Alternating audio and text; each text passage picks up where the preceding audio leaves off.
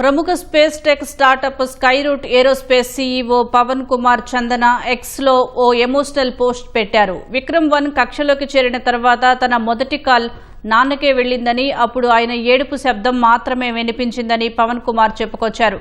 తనతో ఒక్క మాట మాట్లాడలేదని, ఆ క్షణంలో ఆయన చెప్పలేని ప్రతి మాట ఆ మౌనంలోనే అర్థమైందన్నారు.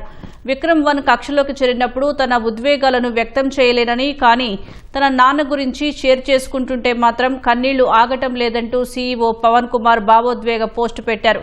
నా గురించి మా నాన్న పెద్ద కలలే కన్నారని పవన్ కుమార్ చందన ఎన్నడూ ఆశ వదలకుండా తన ప్రయాణం ఈ స్థాయికి చేరే వరకు అండగా నిలిచారన్నారు.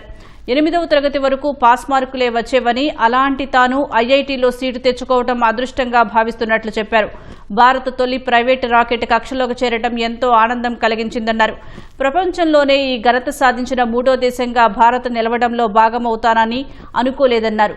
కానీ వాళ్ల నాన్నకు తనపై ఉన్న నమ్మకమే వీటిని సాధ్యం చేసిందంటూ థ్యాంక్ యూ డాడ్ అని ఎక్స్ వేదికగా ఎమోషనల్ పోస్ట్ పెట్టారు. పిల్లల కోసం గొప్ప కలలు కంటూ వారికి అండగా నిలిచే ప్రతి తండ్రికి తన అభినందనలు అంటూ విద్యార్థి దశ నుంచి ఎదుర్కొన్న ఒడిదుడుకులను పవన్ పంచుకున్నారు.